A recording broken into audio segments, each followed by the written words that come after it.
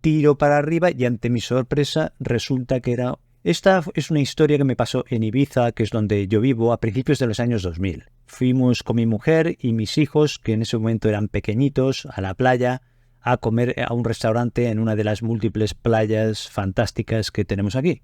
Y era un día muy soleado del mes de julio, era todo maravilloso.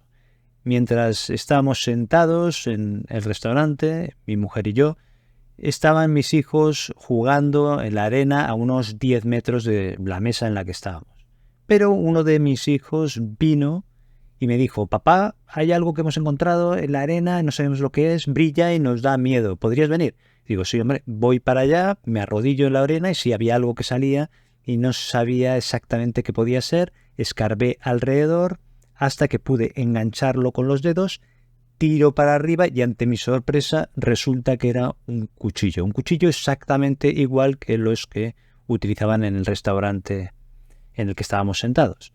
Fui hacia uno de los camareros, se lo enseñé y le dije, estaba completamente sucio con arena de la playa, y le dije que nos habíamos encontrado esto, que me lo habían dicho los niños y que alguien lo había dejado justo con la punta hacia arriba. Supongo que con la intención de que alguien se pinchara al pasar con los pies o con la planta de los pies. ¿Y cuál es la razón por la que explico esto? 3 motivos fundamentales. En primer lugar, la persona que hizo esto era para hacer un daño al azar. Le daba igual que fuera un niño, que fuera un adulto, que fuera un anciano, que fuera quien fuera.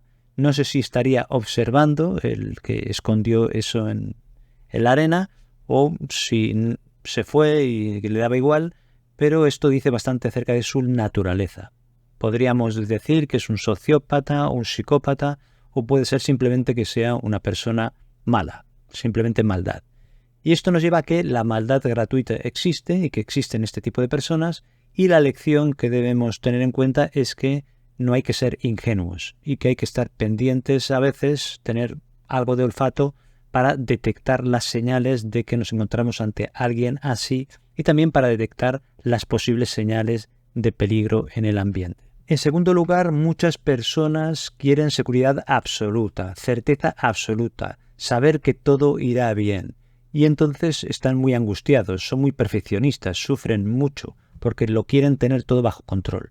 Se restringen y lo que hay que hacer es entrenarse en aceptar la incertidumbre, en saber que esto es así. Siempre habrá más o menos incertidumbre. Eso no quiere decir que no tomes precauciones, que vayas con cuidado, como hemos dicho antes, pero que también hay que aceptar y abrazar esta incertidumbre para así conseguir ser más felices y estar más tranquilos. En tercer lugar, es importante tener curiosidad, como los niños, que son curiosos, observadores y por eso detectaron el peligro. También es importante mantener la calma, actuar, solucionar el problema en la medida de lo posible y colaborar, porque si perdemos el control nos irá peor, seremos menos eficientes. Por eso es importante que nos entrenemos a nivel físico y a nivel mental en mantener la calma en la medida de lo posible, aunque estemos vigilantes, aunque sepamos que estamos en un mundo